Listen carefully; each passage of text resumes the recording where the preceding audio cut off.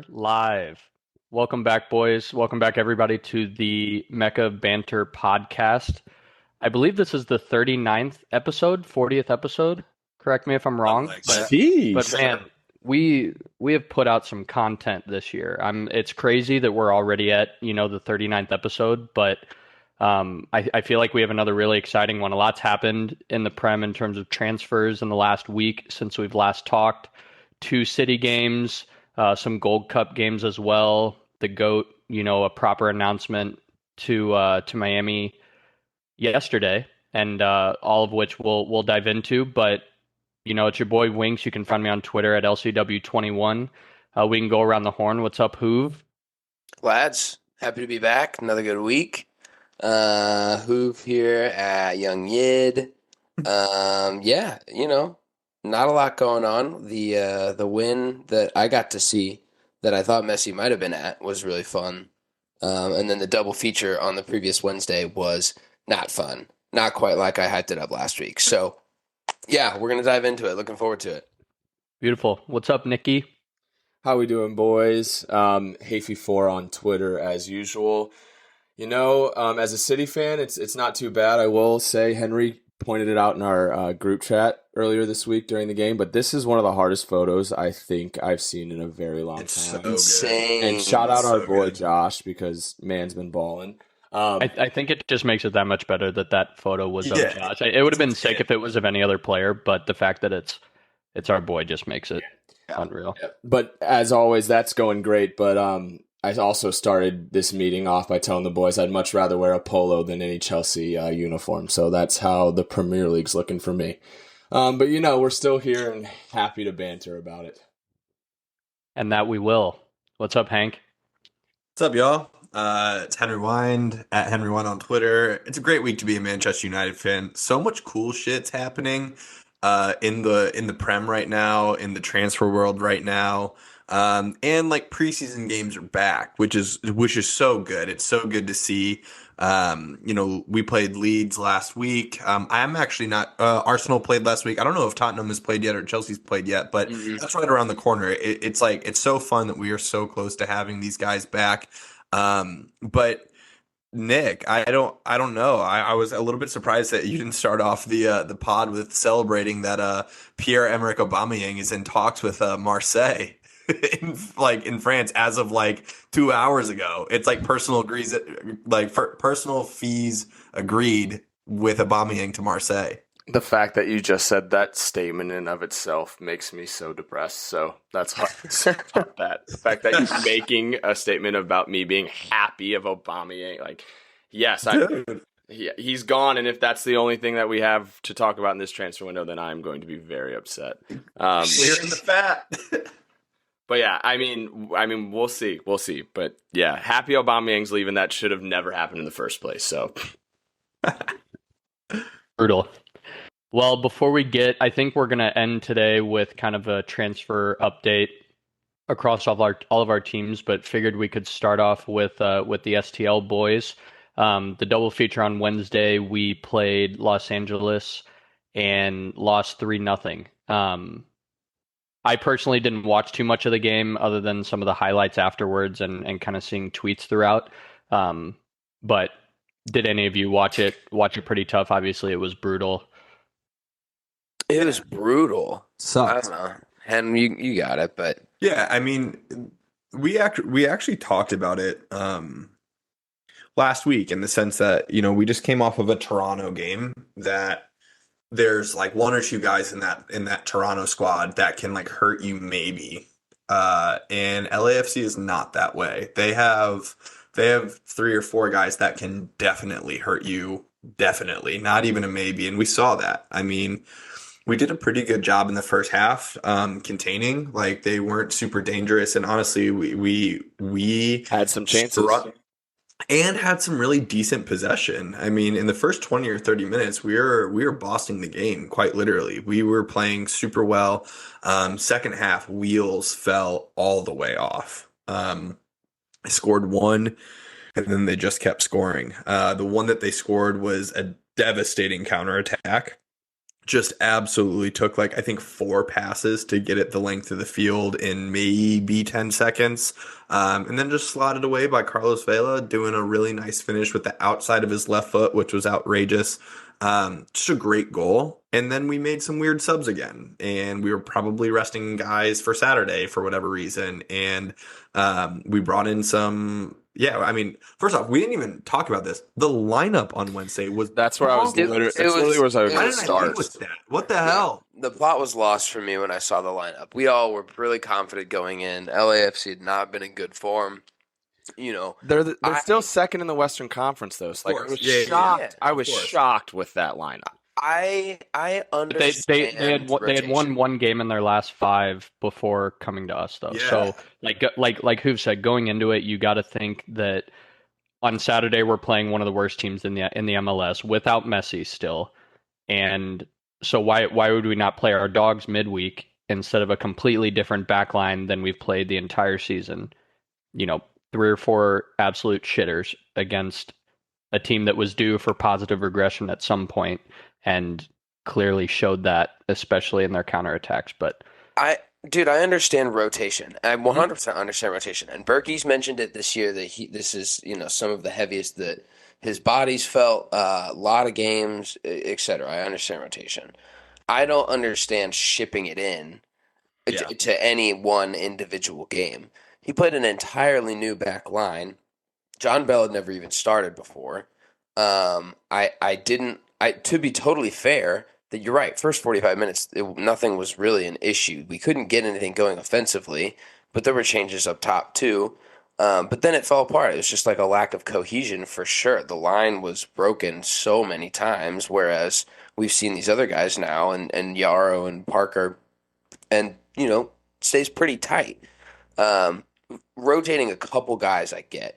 The back line tossed me off. I tweeted on the account, was like, can I take my money line bet back? Because I no longer believe in this. It was not, I did not feel good about it going in, and I think that's exactly what happened. But the subs they just don't get less weird. It doesn't even matter the situation. Carnell did say too at one point, he's like, if we're losing, we're going to go for it. It doesn't matter. He's like, I'd rather lose by 3-0 and try to score than just roll over for a 1-0 loss, which, sure. But Down for that, I guess. yeah, down for that too, except it exploded in his face on this occasion. Yeah, I'm not going to give the man any slack. I think the lineup was very interesting, and I was very confused by what he put out. But I will also say I think this was just a classic showcase of this is the first year for this team, and we don't have as much depth as a team as LAFC, who's been at the top of the table in the Western Conference for a decent amount of time. I just think the quality showed after a 0-0 game in the 60th minute. It kind of started tilting towards the quality of players that LA had on the field compared to what we had on the field. But yeah, the lineup was it blew my mind, especially after how well our boys been playing. I know we're trying to get some breaks here and there, but like Lucas said, I just can't believe we would not play the dogs against the second team in the division and play them against Miami. Starting Josh Bell was wild. Yeah. Josh Yarrow has played not that many games this year. He doesn't have those minutes in his legs to where he probably needs to take these breaks. And even with the City 2 games, he's been right, because Henry, you've been paying attention to the City 2 team a lot. He's been playing majority of those games, but I can't imagine it's still, even still though, I can't imagine it's LAFC. Go ahead. No, LAFC is a wild place for you to get your first start of the year. Play your dogs. Petrified. I'd be petrified. And I guess, I mean, we'll never know. We'll never know what's going on behind closed doors and why they rotated all of those guys. And yes, 3 games in 8 days or whatever it is, that's a lot. It just feels weird, the 4 of us sitting here being like, that feels like a bad decision, no? And that still being the decision that was made. All 4 of us would be like, rest the dogs against Miami. We'll play the dogs against LAFC. All of us are in agreement with that. And so, going into a break. So, I don't know, man. It was weird. And thank Buck we turned it around against Miami. But, yeah, this one was really disappointing. I will say, I mean, I know that the The last goal went in the 92nd minute, so it was in stoppage time. The whistle blew probably right after. I think it's the first game that I've like turned off early. Like, Yep. yeah, I mean that last goal went in, and I was just like, I couldn't even be bothered like listening to an analysis of that game or any of the commentators talking or anything. I was just like, we got our ass kicked in the second half badly. It was not tight. It was not cool. Not at all. I couldn't handle how much I heard Carlos Vela's name and just the incessant, the incessant. We won't just repeat it, but obsession. who said that in the group text? Dude, Was that you yeah. or Dobbs? Gosh. They were performing services on my man Carlos Vela via the broadcast, but you know, That was unreal. I think I laughed for a few minutes straight there rereading that. But thankfully we bounced back. Like we said, we hosted Miami on Saturday without Messi, and obviously played our dogs, and gave them a proper spanking in front of the home fans. So that was good to see. The reverse side of the score midweek, we won 3-0. We are, I believe, leading the MLS right now in set piece goals by like a handful, which is crazy. Edward Lowen had an absolute breach of a free kick that Hoove got on film, so sick from his season ticket seats, and I think we shared it to our story on Instagram, but maybe that's something tweet it out, post it on IG when we post with this pod recording, tomorrow morning. But before we get into an analysis of this game, I do want to give a quick shout out to the marketing team of St. Louis City with that red carpet tweet. What the hell? I thought it was brilliant because it had all of us wondering. So shout out to the marketing team there with that red carpet tweet. I totally thought Messi was in St. Louis for like 30 seconds. Dude, me too. I was saying it to people walking in the stadium. Great marketing ploy, though. Yeah. And Hen and I were at the lake too, and like seeing that, I was like, "Am I about to just leave right now?" I literally was like, "Oh, I'm about to drive downtown right now." Yeah, like, that was. I'm about to give up my paycheck to go watch this guy sit on the bench for 90 minutes. Yeah, for him not even to touch the just field. to walk. It was Sterling K. Brown. Even walk out. I was in the same stadium That's as it. Messi. I was going to shed a real tear if that man walked out into the field. Yeah. But yeah, just I'd point that out before we talked about the game. Your thing about the set pieces, I love that we are that high, because my concern around the amount of goals we have from open play is the other side of that token. Like, I think we won this game in the same way that we usually win games, which is the high press. It looked really good. It worked well. You win a lot of Big Sam. You win a lot of corners that way. That's all fine and dandy until you can tuck some corner chances and dead balls. You know what though? Were excellent. You say that, so I was looking this up beforehand because I was curious and was kind of rereading some stats from both of the games this week, and we've scored something like 43 or 45 goals this season, and that's second most behind the Columbus Crew this season. So like 18 from set pieces is a lot, and that's a high percentage, I feel like, compared to most football clubs around the world. But whatever 43 45 minus 18 is, like that's still a good amount of goals. So it's, and we were without Lowen for a little bit. We're still without Klaus, and so I'm just happy that guys are Giacchini, Big Ben, Lowen, all these other guys are kind of picking up slack. Azeel Jackson recently, who has just had all the sauce. Yeah, I'm just thankful that we're not playing like sitting ducks, and we're not relying on who we thought was going to be our sole goal scorer to score us goals, and be flat. I'm proud of the way that we're still, trying to find ways to put him in the net. But I don't think we expected anything different from this game, especially seeing the lineup, 30 minutes before. I don't think that, we were expecting this to be close in any way, and it wasn't. But Nikki, what were you about to say? I was just I'm looking up the stat before I misspeak because I looked it up beforehand. But another shout out for us, which is huge. And I'm pretty sure the stat is every time Josh has started and played 90, except for one game. So I think it's 5 games he's done that. We've had a shutout in every single one except the 2-1 loss. So the back line, Josh and Parker are together is just getting. That's our guy. I know. That's our It could guy. be biased, but stats don't lie as well, and the man's getting shot. He passes the eye test and the stat test. That's all I'm saying. I don't think it is bias either. I was talking to a bunch of people in my section, and we've got some guys that know ball in section 201. Shout out my boys. And one of the guys was like, I think when Nilsson comes back, it's Yaro Nilsson. And I was like, no, I refuse to believe that they take Tim Parker out because of a lot of intangibles. And if Nilsson's the ball playing guy that we think he could be, then, great. But it definitely made me think, like, he has seriously put himself in the category of can't take off the field because he has been that good for 90 minutes at a time, every time that he's played. I think that's a super interesting conversation. Partially, too, because we don't know anything about Nilsson. Like, guys have played a game in 18 months. Yeah. No idea.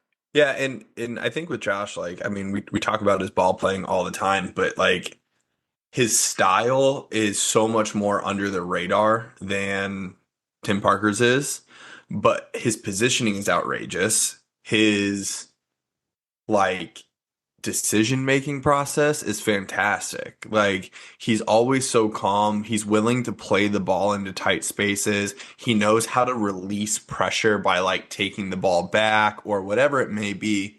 Like, I'm getting to the point of watching these games where I'm like, God damn it, make a mistake that I can, like, talk about, like, oh, he's great, but I wish he would have done this differently. And I'm like, he just plays like such a solid game. Literally, there was literally one pass last game that he played backwards to Berkey instead of breaking a line. And I was like, maybe he could have broke a line there, but I'm like, okay, what?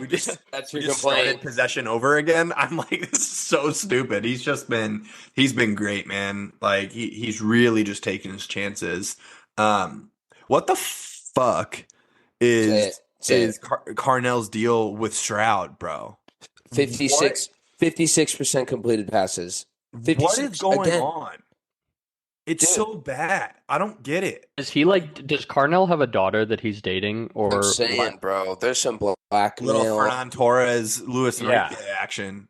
He does I woke up Sunday morning thinking about Jared Stroud, which is that's pretty small of me in the scheme of things.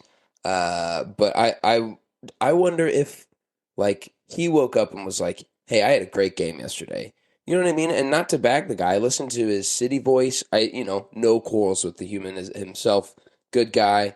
But 56% completed passing. It's not like his defensive stats are all that impressive. And he's a midfielder. He's supposed to be contributing in the final third. And that was the main part of his city voice, was that he wants to get more assists and more goals on his stat sheet as a player to grow and develop as a player. And he had every opportunity for, he had a wide open chance at net. He had a wide open lane to Zeal Jackson with nobody in front of him to find on a counterattack. There were so many different scenarios that I just weren't good enough for me, for everybody else to have the impressive performance that they did. And Dobes literally just joined us at the perfect time because I know his thoughts and feelings. I didn't even have to ask. I didn't even have to ask. That's exactly who we're talking about. Who you guys were talking about. Sorry I'm late, Phil. I was going to say, everybody. I don't really need to add anything else besides Jared Stroud. I'm glad I joined at that moment because I probably would have said the exact same thing that Hoove would. My man needs to step it up. 90 minutes. Like, yeah, I mean, he makes all these wild subs. I'm all down for, like, if a guy's in a funk, I'm down for, like, playing some minutes to try to work him out of it. But this is, like, it's a consistent performance. It's a consistent decision-making thing that, like, every time he does something, I would almost rather do the opposite. And obviously, he's a professional. I am not. I do not know better than Jared Stroud. I know that. But watching him play, I'm like, why are you the way that you are? Like, everything that you do. I hate. It's just so bad. We should get him on the pod. But, like, Yeah, dude, I I fucking would hate be Jared. If happy you're listening, to. come He on. would hate us. Man, we'd love to. And it's here the I think from a purely non-professional, like just being a teammate aspect, the part where he passes the ball and it's not a great pass, and then he looks and complains at his teammate to say, hey, you were supposed to be here. When I've watched it happen live within the last 2 to 3 weeks, 4 or 5 different times, and I know for a fact that that teammate wasn't getting that ball, that doesn't sit well with me as a human. Like, I understand being on a team, I understand playing with guys.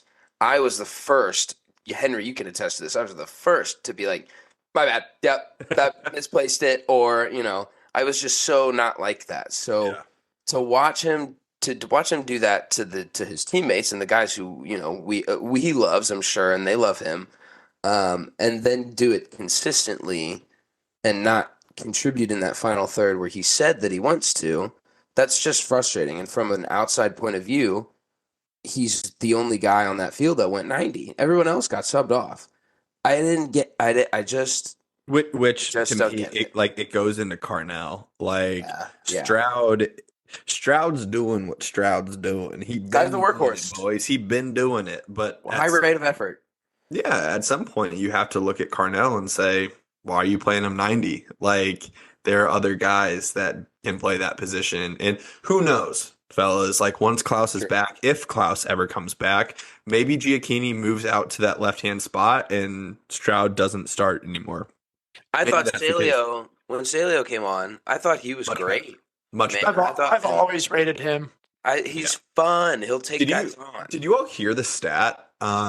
I think they said it during the Miami game that like he has the highest success rate of take-ons in the MLS.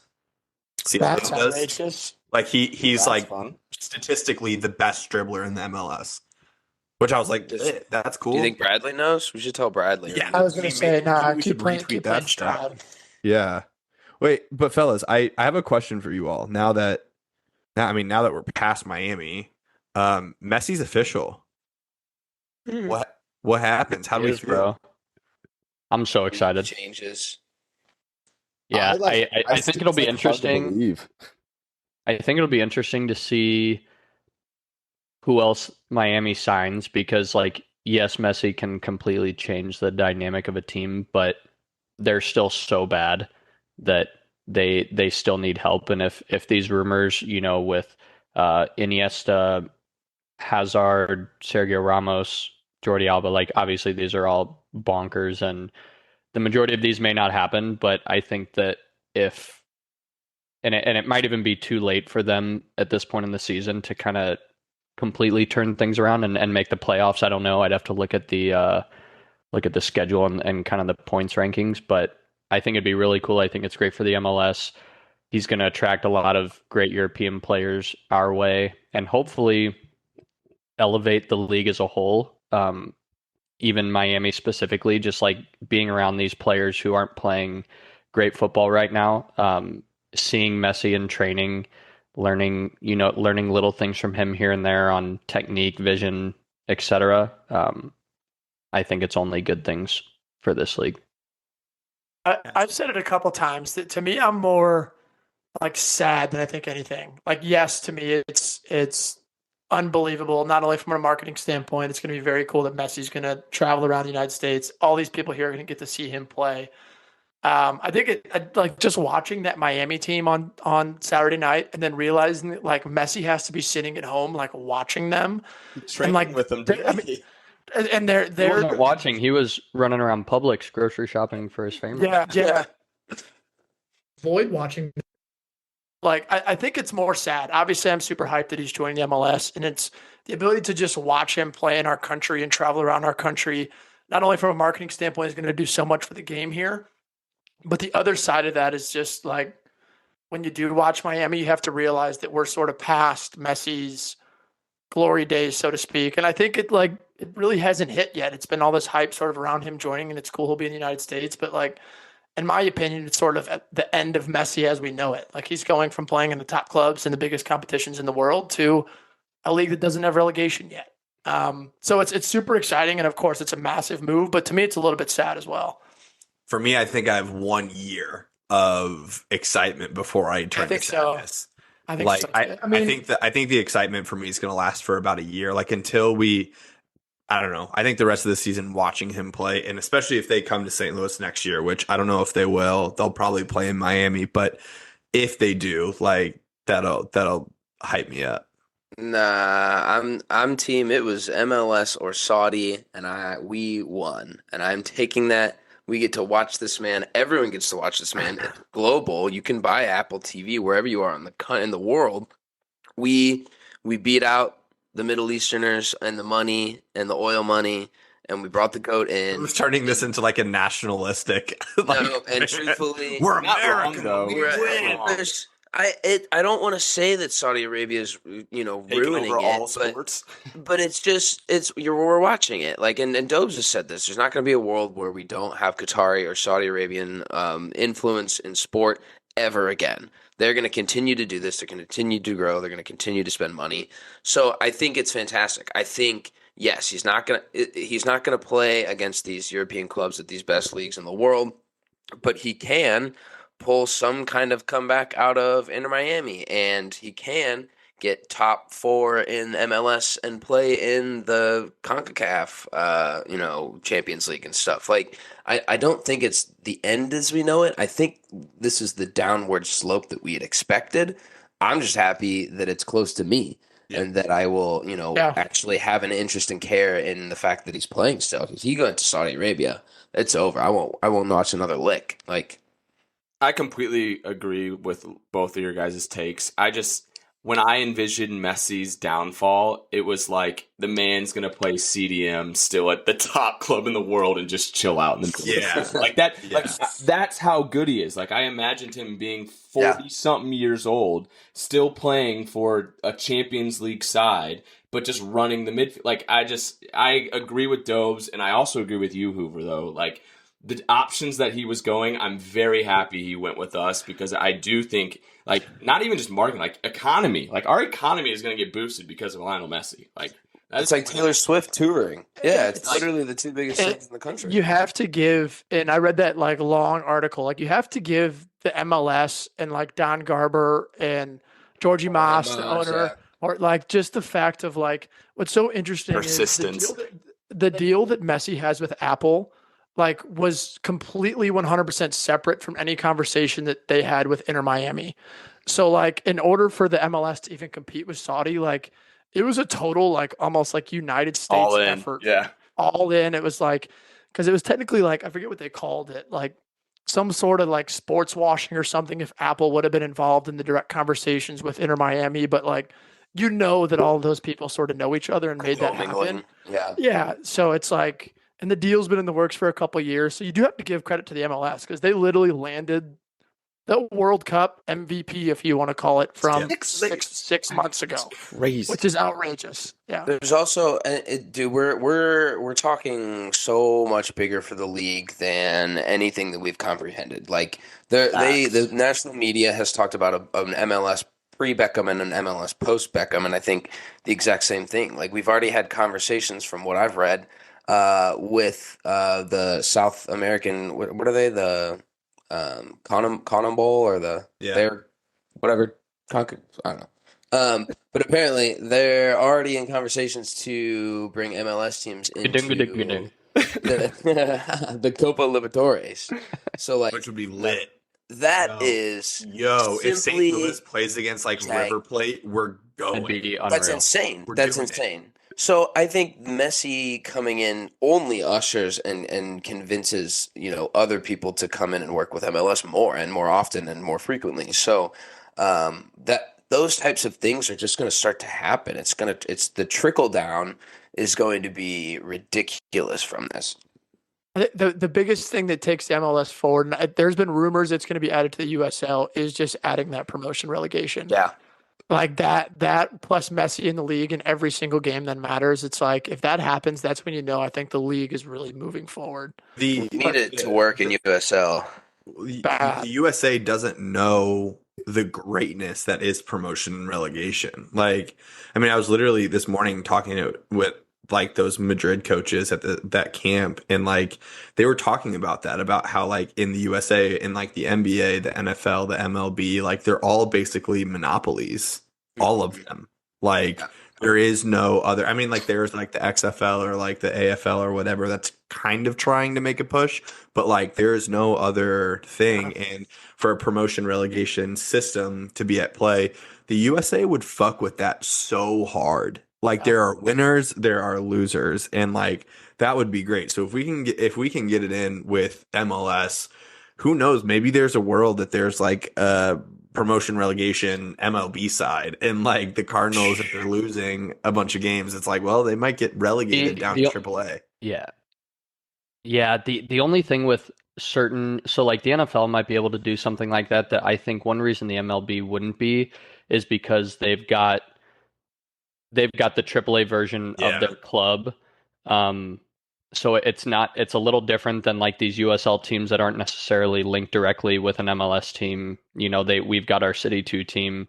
The NFL has the XFL. I could kind of see something like that happening, but for baseball specifically. Yeah, that makes sense. I'm sure that, but even so, I think that I listened to something around lunchtime today, and I can't remember where I heard it, but somebody was being interviewed about the MLS, some player, and he was saying that like if you lose a game in the MLS, like it's Gareth not Bale. that big. It's not. My boy Yeah. Garrett. It was Yeah. Bale. Yeah. Yeah. It's not that big of a deal because you you're not going to get relegated. Like you just move on and go to the next game.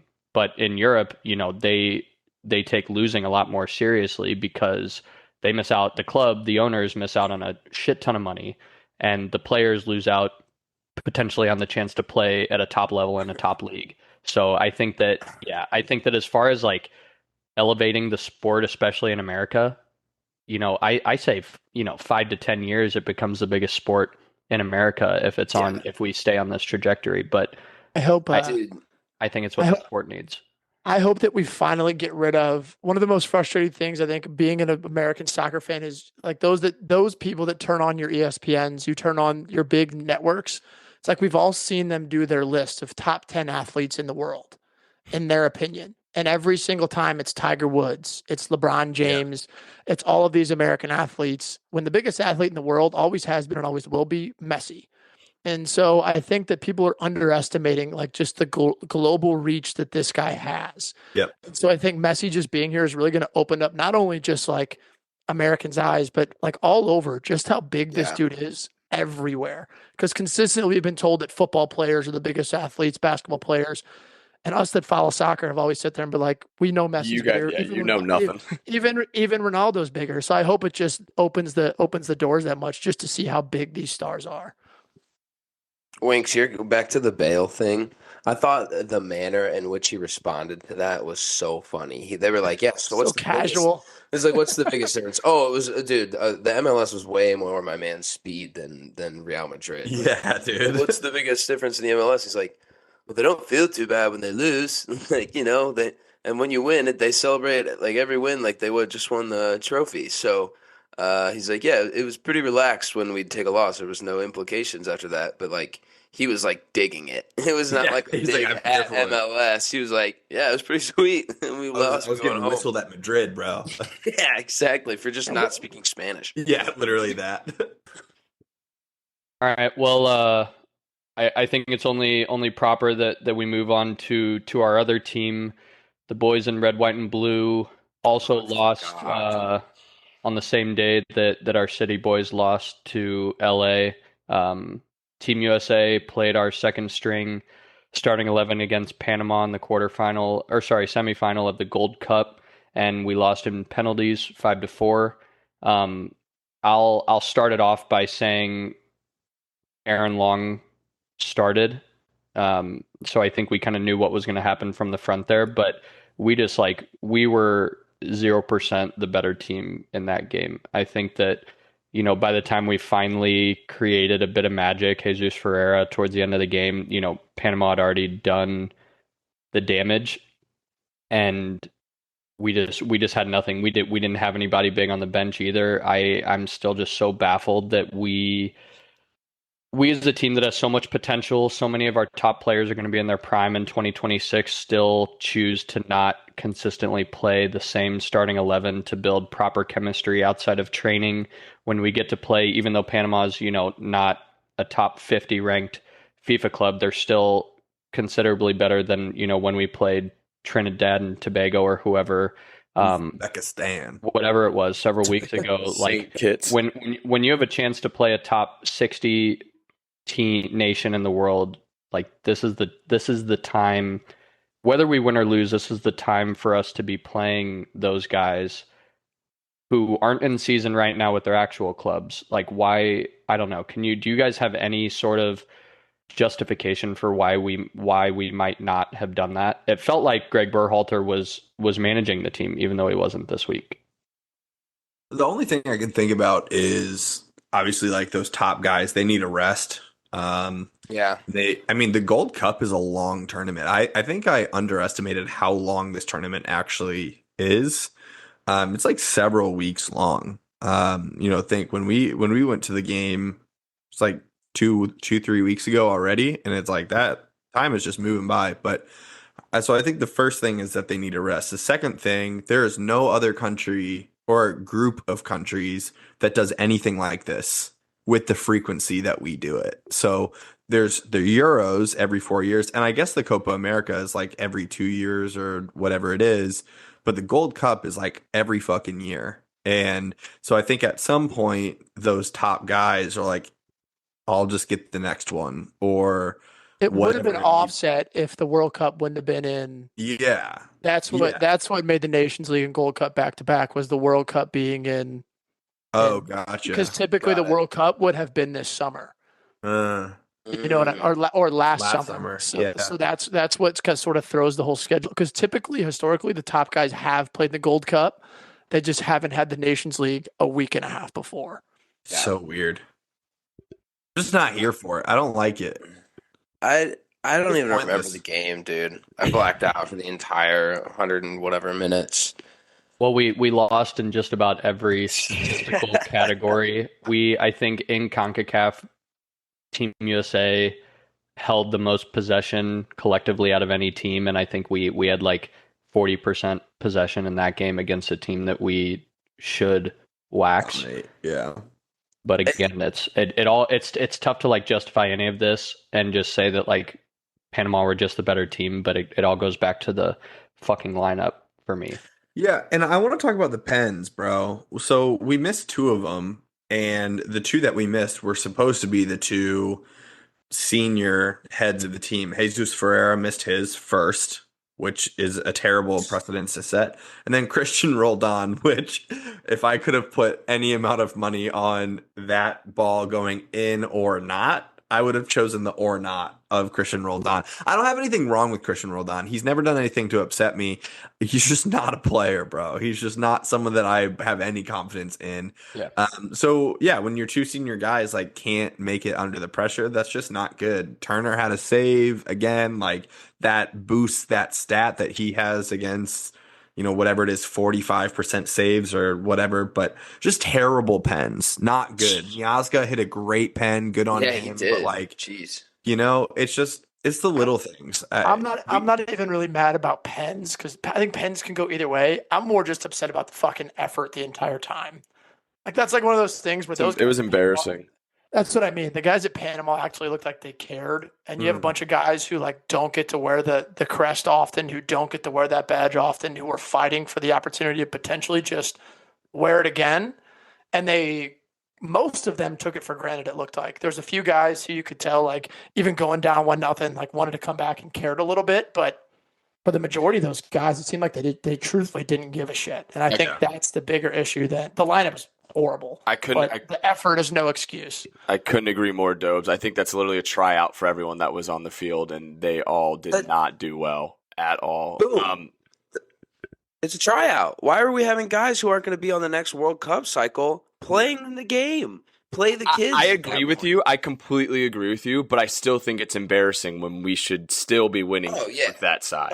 For sure. We should play those guys in friendlies and exhibitions like shit that doesn't have any implications. Yes, and once again, I I completely agree with you guys that the lineup and the picking of the players was not good at all. But I also still think the players that were picked should beat Panama, and the effort was not there at all whatsoever. And I think it's embarrassing. Like we were talking a couple of podcasts ago how we should be dominating the Gold Cup for years to come, and we literally lose in the semis to Panama on one of the first years we probably should win easily. So I was thoroughly embarrassed by it. I said this, I think I said this last week, but our C team, our B and C team should still beat everybody in this conference's lead A team except Mexico and Canada. Like, these guys are still mad professionals. And Panama, I didn't do a ton of research, but I watched a couple of them. That Eric Davis, left back, guy's 32. He can whip a ball. I watched him. He was good. But, like, most of these guys aren't in major clubs. Like, it doesn't matter who's on the field, Nick. I'm completely in agreement. You have to beat them regardless of what's going on. So I do think, Berhalter was coaching regardless of BJ being on the bench. But, why are we giving looks to Christian Roldan still? Like, he's 27, 28. My man isn't in the short list of people that should be going to the World Cup. We just should have approached this completely differently. I understand giving some guys chances. Like, I do want to see Miles Robinson. Like, he isn't in that top tier, but I do want to see him because he could be one of those guys that comes back up. Yeah. Or Jesus Ferreira, perfect. He was in the right place at the right time for this. But yeah, like Miazga, Long, Roldan, who else? What's that one guy from Seattle? I forget his name. I blacked out. Jordan Morris. I blacked out. I don't remember his name. I wiped it from my memory bank. It's a fucking great call. Unreal. Well, I think Mexico won in the Gold Cup final, so congrats to them. Hate those guys, but we can move on from that tournament. I feel like we should round this out with kind of the transfer rumors, any recent signings in our club. United boys, I see you guys have the same background, so I'll let you guys lead it off. Here, let me set mine down real quick. So here's the deal. We talked about Onana last week, and so I'm not gonna hype it up too much because we got the here we go. That's the biggest thing. We got the here we go from Fab. Maybe club announcement tomorrow. Maybe. I will say, as much as like you guys have been gassing Onana, I did not see it going all the way through, and the fact that United put pen to paper with them and it's got the here we go and everything, I props to you guys. I'm shocked. I'm shocked that United 56 million for a keeper. Sure. Bro, I spent 65 on Kepa. Fuck. We will gladly go ahead and just take the best goalie and keeper and add him. No, we now have the best goalie in the Prem. Like, statistically, any category. Statistically speaking, that is best save My percentage. Man hasn't set a foot. He's not even. Statistically, he hasn't played a fucking game in the Premier League. Last year, he had the best save percentage in the entire Champions League. He had the best passing accuracy in the entire Champions League. Hey, that's including Alice. That's including Allison. That's including all these top guys. By no means am I going to sit here. He's already the best, but I think that he has the potential. I think. Even without even stepping a foot in the Prem, I think the only goalie that's better than him is Allison. All around, the only goalie that's better than him is Allison. And I think that's it. Name another. That first misplayed pass directly leading to a goal is going to smack like some crack, bro. It's you know what? It's 56 million for this. And here's the thing. I don't expect him to not make. Like, I don't expect him to sit there and get every single pass perfect. Cover your ass. You've budgeted that comment a lot. That's for sure. Yeah. It's not budging at all. It's not budging at all. It's the fact of when you sign a new goalie, especially a new goalie who's going to have to play with 4 new defenders and build that relationship. Like, there's going to be times when, like, he's going to make a mistake or he's going to do some sketchy stuff. But then again, when you watch the Champions League final and he was the best player on the field for Inter Milan and it wasn't even close, he's got the ability to do that in big moments. And so I think the key is going to be let him settle in, give him that time to do it. But he's also going to give us, like, Mendy balled in the Champions League final too, brother. Yeah, he's the modern day goalkeeper that Eric Ten Hag has needed to sign for years now, and the fact that we did it just shows how fucking ruthless he is. And it's going to give us the ability to play out of the back and actually begin playing Eric Ten Hag style. Not to mention, it was a couple of years ago, like he was an Arsenal target. He said no. And then it came out that the only club that he would have left for was Man United. So, like, he wants to be part of Ten Hag's project. And I think Hen and I both agree, like, mostly what we want is people that want to be here. Like, we don't want people that want to come just because we're going to way overpay them, like we did Harry Maguire. Like, we want people that actually want to be here and want to play. There's a video, not saying that any of you will have any reason to look this up, but he posted on Instagram last week a video of him playing like center midfield with like his family back home, and like literally playing center attacking midfielder, going like linking up play and then going and scoring. And obviously he's not playing against professionals, but I'm like, can you imagine a video of De Gea doing that back in Spain, of like trying to play in the midfield and looking decent? Like, that would just be unbelievable. But I'd play Onana as a 9 over Weghorst. I'd play as a 10 over Weghorst, bro. Are you guys gonna sign one of those before the window's up? can't imagine we will. Actually, the Højlund deal from Atalanta, what's tough about it is like they've been talking about it for a couple weeks now, but today it came out that Atalanta wanted 70 million for Højlund. 60 plus 10 in add-ons. He's not that. Like, he's just not that kind of player yet. And very possible that he might be. And not like comparing him to Haaland, but like when Haaland left Salzburg to go to Dortmund, it was like a 20 million fee maybe. And he was already more prolific than Højlund is now. It's just an asinine figure for a club to want. So, I mean, maybe I hope that we sign a 9. We need a 9 desperately. If we go into the season without one, we're fucked. But interesting developments, and kind of like the main thing to talk about is Harry Maguire stripped of the captaincy this week as well. Ten Hag explaining like, hey, you're not the guy that I want in my plans to be leading my team. Maguire put out a cute little Instagram message saying that he is disappointed, but he's supporting the club and yada, yada, yada. And then right away, Chelsea's linked with Maguire, West Ham's linked with Maguire, Aston Villa's linked with Maguire, and boy, will I be excited. It will be like Jake's euphoria when Kai Havertz left the club of Chelsea. He's going to be, I'm going to be ecstatic. If that happens, I'm not sure it will, but I would love for Maguire to get out, and I thought that was probably the most positive news we've received in a long time. I still hope that there's like a little sliver that he somehow makes it to Tottenham and gets stuck in the middle with Eric Dyer. That would just, I could give two shits what happens next season, but if that happened, if Chelsea signs Harry Maguire, I'll throw up. I genuinely think that like, it doesn't make sense to me when these rumors come out that he wants to fight for his place. Like, you're going to lose your spot in an England team. Like, why not go to a West Ham where you're playing in a European competition? You're going to play every single game. Like, West Ham's playing in Europe. Send him there. That's way better than Spurs, bro. Fuck that. But even like if he does end up at Spurs, like he may not be a starter, but he's got more of a chance to start there than he does at United. Like, I've not had a nightmare like thinking of Eric Dyer and Harry Maguire in the middle. Like that keeps me up at night. It would be top tier watching. Yo, straight up, like the memes, bro. Oh, bro, I can. You guys would gain such a large amount of social media following just from memes of those two in the middle. So I think for such Spurs, reasons, it's a good move. Yeah, good move. Yeah, great you business. can get them cheap. You know how United will pay you. We're already going to lose like fucking 50 million on signing him in the first place. Yeah, I mean, it's going to be horrendous. Business.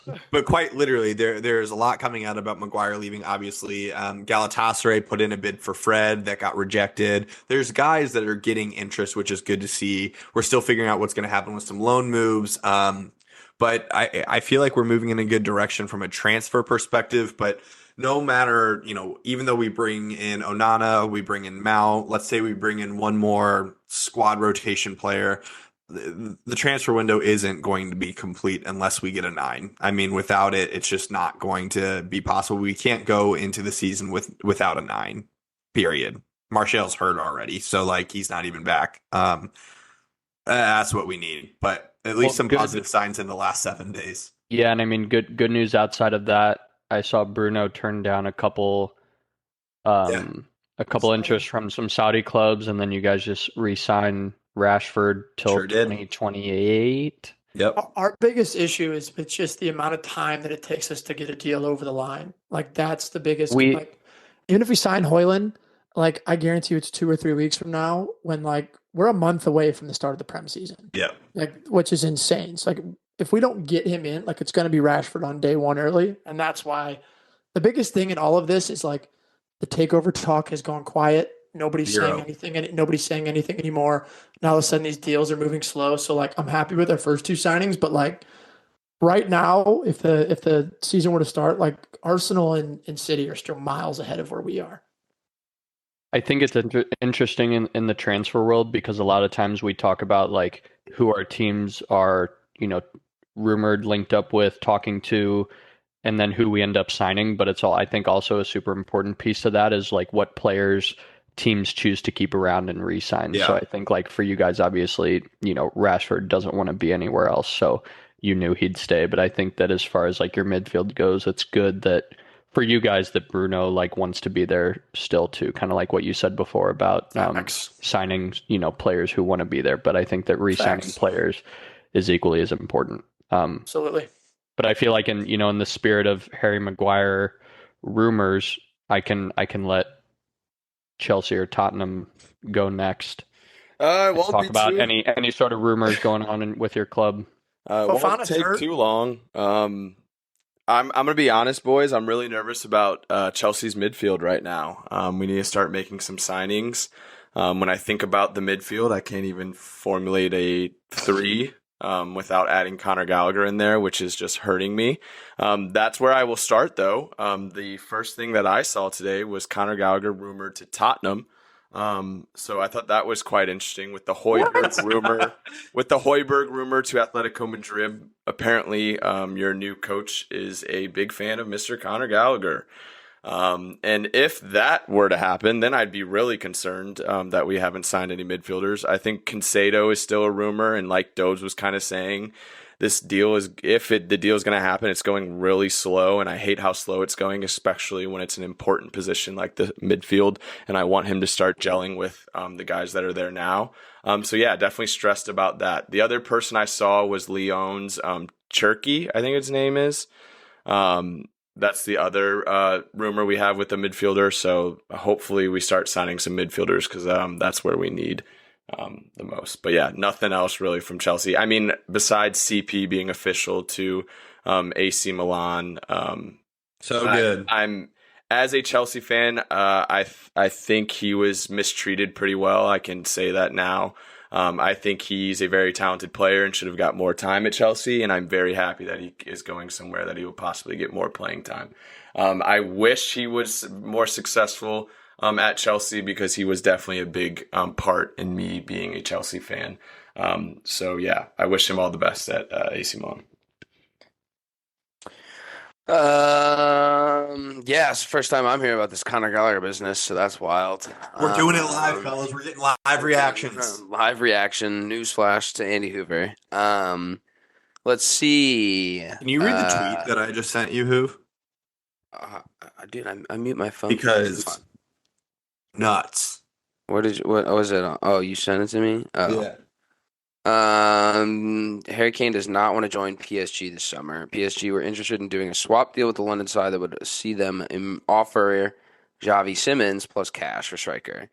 Can you imagine how sick that would be, Xavi Simons? Yeah, that would have been pretty cool. I have mixed reactions, and I guess I have a whole fucking Harry Kane spiel if we really think about it. But I'm glad he's not going to PSG.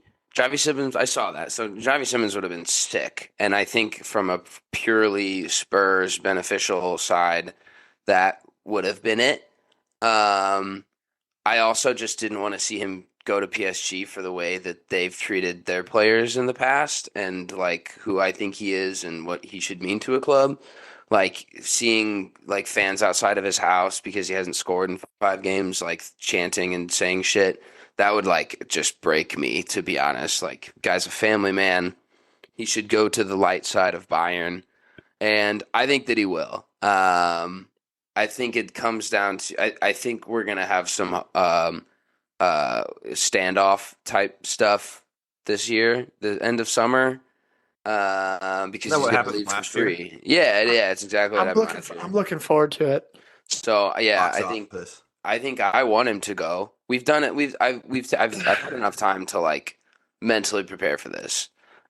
I mentally prepared for it last summer. So, all this BS about the Bayern president, interim president, or whatever coming out and being like, yeah, we've been in conversations the whole time. Like we love his brother, his agent, and blah, blah, blah, blah, all this other BS. But I do think there are legitimate conversations. I do think that's a good destination for him. But Daniel Levy's not going to let him leave for sub 100 to 120 with add-ons, which I think is a completely fair price and fee. So that's where it gets sticky. Daniel Levy's not going to back off of that. Harry's not going to re-sign. They're going to play a chicken with Bayern in the middle because Bayern's not going to pay 120. So Dope's is chomping at the bit. What do you do about it? Dope's is sitting there shaking, waiting to talk. I gotta say, Bayern is doing all the legwork right now to get the price to where the price needs to be. I love it, Dobes. If this ends with United getting Harry Kane, you can just cut it off now because there's already rumors swirling that his brother and people are talking about if he could pick his final destination between the two. It's not really much of a choice because he wants to stay in England. If United sell about 4 players that were rumored to sell, it's about 125 to 130 million that we'll make. And I'm not just saying, don't rule out towards the end of the summer, we'll let Bayern get us to the total, and then we'll know what we have to pay. We'll come in and make an offer. These guys sit here and complain about not being bought out by Qataris, and then they're like, "But we're gonna buy Harry Kane, 20 in the bank for this one." Who's going to buy Maguire? Who's going to buy Fred? Who's going to buy McTominay? Whatever helps you sleep at night, brother. Brother. Before we move on, I think Harry Kane's going though. So, final answer. I was going to say, before we move on from us two, I did want to say one positive thing that I had for Chelsea this week is... you have one of those? Surprisingly. On my drive from Denver, I was listening to Dele Alli's interview he had with Neville, and I think we should all shout out Dele Alli for sticking up and talking about some of the stuff that he was going through and mental health and all that stuff. So big shout out to that man. But during the interview, he gave Poach a huge shout out. It told him that he was one of his favorite managers and had a lot of respect for him. So hearing Dele talk positively about Poach and how he was as a human being definitely made me feel really good to have him as a manager moving forward. It's a good shout. That's fair. Props to him. We can skip that was right. No. That's the podcast, guys. That is it. Sorry, you haven't talked about McTominay. I mean, you're late, but I'm actually hosting this week, so I get to say, and not a better week for me to host. As you guys saw, 2 big signings in the last 3 days. I'll start with Jurrien Timber from Ajax, £40 million. I feel like at some point we've all talked about how sick this guy is, and I know that Henry and I have definitely talked about it before, whether it was FIFA related or just watching Ajax in general. This dude is an absolute beast. One of the most versatile defenders out there for me. Very, very aggressive moving forward. And I think in our build-up play, he's going to help a lot in a similar way that Zinchenko does on the left side. I think that looking at a lineup with him at right back this season will make it very interesting to see kind of how our formation changes in game, whether we start at a 4-3-3 and then move to a 3-4-3, Zinchenko moves up to the midfield. I think that having Timber, Saliba, and Gabriel in the back is absolute money. I think it's exactly what's going to happen. Yeah. And looking a little bit deeper in stats on this guy, like Henry and I have talked before, he passes the eye test, no doubt, but I don't think I realized this, but this guy was in the 94th percentile or higher in all passing stats, compared to other center backs, which is where he played the majority of the time at Ajax. He played a little bit at right back and a little bit at CDM, which I think, kind of plays into why his passing ability is as good as he is. And he's in the 94th and 95th percentile for tackles and blocks. So that's exactly what you want in a right center back. He's 22 years old, so I think that fits really well into kind of the young core team that we have almost all the way around. Really, really excited. And I watched an interview he did on Arsenal's YouTube channel, and he had talked about how he's been an Arsenal fan forever. His two older brothers have been Arsenal fans since he was born, and so he always had a dream in talking with them about playing at the Emirates someday. So similar to you guys, you United boys talking about players that want to be there, I think that this is exactly what we need too. And I know that when we talked at the end of the season, it might have been in the Mecca Moments that I did with Nate, or it might have been in a podcast shortly afterward, but talking about positions that Arsenal needed to sign guys in, center back was definitely one of those. And I think that, I couldn't be happier that it's him and his ability to play a true right back, better than Ben White does. But I think that, also having him as a substitute, or Timber as a substitute for a little bit until he gets more comfortable, whatever the case ends up being, and whatever Arteta decides, I think that it's perfect. So very, very, very excited about that one. And then my boy Declan Rice, Who? my background, Who? Rice, baby. No, not even close. That was a horrible video, by the way. The actual announcement video was great. The Rice baby was. I'm not talking about that. I'm just talking about the meme or the GIF or whatever. The dancing video of the Rice. Yeah, I mean, they're not all winners, and you knew they were going to pump out a shit ton of content around this guy in general, so they weren't all bound to be as nails as the actual announcement video was. But man, so fucking stoked. This is one of those things, like, as an Arsenal fan, like during transfer windows, especially the summer transfer window when most of the big transfers happen, we talk about our teams all having like one main guy that they want to go after that's usually, really expensive, and you don't want them to overpay, but you don't want them to come in too low and lose to a bigger club or another club. First of all, I'm just really, really happy that we got the guy that Arteta wanted most this transfer window. Outside of signing Ozil, who's, been one of my few all-time favorite players, I think this has easily been my favorite transfer window as an Arsenal fan, especially looking at the trajectory that we've kind of been on in terms of progressing as a team in the last 2 years.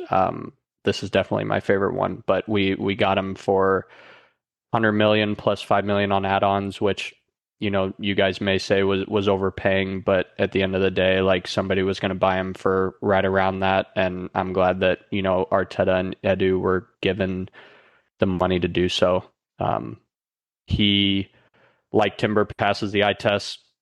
And I think that, we've all talked about him at some point and said that throughout the season, should West Ham get relegated, he's a guy that we would all love to have on our team, assuming that they sell him for cheap if they got relegated. But one possession more times than any other player in the Premier League last season, like 30 more than Rodri, most interceptions in the Prem last season, 7 more than second place, who wasn't Rodri, but I digress. I also think that when we in game shift to that back three, I think he's going to protect our back line really, really well too. I think similar to Timber, was looking up more in-depth stats on Rice, and I think he was dribbled past like 20 times last season in the Prem, which was at a better rate than Rodri, Casemiro, Caicedo, Thomas Partey, etc. So I think that that's exactly what we're going to need if we're going to let Zinchenko move that far up the field. We need a guy that's going to be able to sit in front of our back line at times and someone who's reliable. But at the same time is really good moving forward.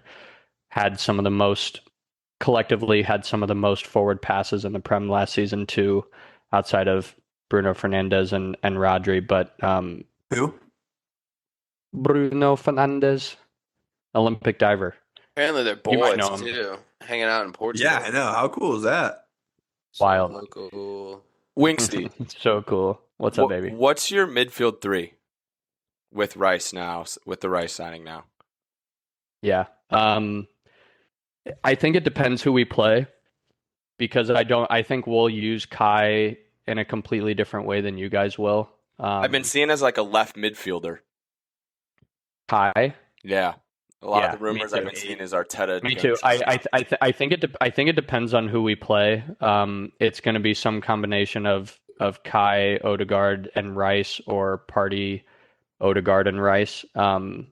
Just depending on who we play, whether Arteta wants to use Rice as a box-to-box midfielder or as a proper CDM. I don't know. I'd like to see them play. Obviously, we had our preseason match against Nuremberg earlier this week, but didn't play our dogs or anything. So I was kind of watching it on Thursday while I was working, but I think we tied 1-1, but it wasn't really anything to go off of as far as looking at this season ahead. But I'd be interested to kind of see how those two separate midfield pairings, whether it's Rice or Kai or Party in there, would work. But I think it'd be situational for me. I think the key to the puzzle is Party. And I mean that because I think if Thomas Partey can stay, Thomas Partey at the beginning of the year last year was one of the best defensive midfielders in the league. Yeah. And then after he got injured, he dropped off a little bit. But I think the key is Partey. If Partey can stay healthy, it allows you to have that freedom to play Rice as the 8 and then play Odegaard in the middle and then potentially rotate Kai in. I think I don't think Kai improves your midfield over last year. I don't think Kai makes it better than at all. I think Rice is a drastic upgrade than your midfield last year. So I think the key to the situation is there's those rumors of letting Partey go. And I think right now that's stupid. Next year you can potentially bring somebody else in for him. But I think Partey frees up and makes Declan and everybody in front of him's job easier. So I think if Partey can stay healthy, it makes this signing even better. Yeah. Yeah, don't pull United what they did with Pogba. Just let him go. We're about to get him back for 10 million. I saw that. That'd be wild. You tell me who wasn't smarter by letting him go. Guys played 2 games in the last year and a half. No, you had to. Yeah. And you're going to do the same thing with Harry, maybe. I'm just saying, bought him up for a lot of money and wanted him to play CDM. Yeah. But nonetheless, fucking stoked to start off season 3 and talking about predictions for next season with you guys here in the next month or so. But yeah, Nikki, I heard as well you have a little factor cap for us, so we can round out the up with you. Absolutely. Obviously, our main man, Bucci Main, likes to host this segment of Factor Cap. I wanted to give him a little shout out. The man broke both of his big toes today, so dumbass. Sure did. Very interesting. But shout out to Bucci Main for this Factor Cap. He is confirmed on crutches. That is unreal. 4 to 6 weeks. So we were talking about Messi and obviously Inter Miami and the MLS. So my Factor Cap for you guys for this episode is: do you guys think Miami wins the MLS Cup in the next 3 years? Fact. 100% fact. Yeah. I gotta log off, fellas. That's fact. They're 1,000. They're 1,000% gonna win over the next couple of years. Assuming they sign the rest of those guys, yeah, I'll say fact as well. And part of it's how my quickly. Head, part of it's my heart. Let's change it since you guys were so quick with it. Do you think it's this year? Let's change it. Do you think they win a cup this year or next? Okay. You said October. No way. I don't know. Do you think they pull it together in one complete season? I watched David Beckham completely transform the way that LA Galaxy played, and now we're talking about the best overall player that's ever played the game. I think the combination of him and you put Sergio Busquets in the middle, and Jordi Alba, I think that they're going to be well on their way. God, and well. I obviously want us to win a title before they do. I'm also a little worried that like some of our guys are playing so well and we have such a huge link up from Lutz pulling guys in from the Bundesliga that like teams might like try and sign a lot of our players, and I'm worried that we're gonna like lose. Bro, I think You know what I mean? I don't think we're gonna have Blom very long. No. Like, I think he is not gonna stick around when He's gonna be a 91. People are player in starting to EAFC. realize his quality. Yeah. He's one of those guys that he doesn't have stats to back his play up, but boy does he pass that eye test. Yeah. So with that being said, as the MLS like level continues to rise, like obviously European teams are going to be more interested in MLS players than they have in the past. So I think that knowing that they have Messi, Busquets, and Jordi Alba locked down for the next couple of years, I wouldn't put next full season past them. I have a hard time. I don't think I can be like it's gonna happen, but I think within 3 years, like let's say 3 full seasons, give it one. Next year's the first full season. Yeah. 3 full seasons, I think it has to be a lock at some point. I agree. That's why I kind of changed it. Well, the thing is if you think about it, in like 3 full seasons, Messi might be at the end of his career. Yeah. Like, so he's gonna win. He's gonna they're live that trophy. definitely going to win one before he retires, like 100%. So, yeah, I think it'll be next year. Yeah. Because like again, because the MLS is so weird, where like you just have to be top 8 to qualify. Like you don't even have to be on top the entire season and be that level of dominant. Like you put that man in big games, put Busquets in 1 big game, 2 big games. I'm taking him every time. Jesse Lingard's flying out to Miami to do tryouts just so he can play with. Is he? Yes, like that. Like people want. That would be insane. They're gonna. He's gonna bring talent. Like it's. I kind of him on the board. Yeah, that'd be a good signing for them. That's probably Lingard's quality right now. And yeah. Oh, it'd be huge signing. I think he'd excel in the MLS. Yeah. And he 100% wants to come to America. I was listening to an interview with him like a couple months ago. Like America is definitely where he wants to be. Jesse Lingard in Miami. It makes like that's just that's what he wants. The brand is gonna do well. Oh yeah. Yeah. Unreal. But all right, gentlemen, great episode. For everyone listening, thank you as always. If you made it this far, please keep an eye out on our TikTok, Instagram, Twitter. Twitter we like to live tweet during a lot of the games for City and our clubs and national teams. So join in on the banter on there. As always, that's really fun. Like I said, follow us on our socials and be on the lookout. We've got some fun stuff in the works with some guests for some future episodes. So stay tuned for some announcements on those coming up as well. But well done, lads. cheers. Always a good one. Cheers, boys. Cheers.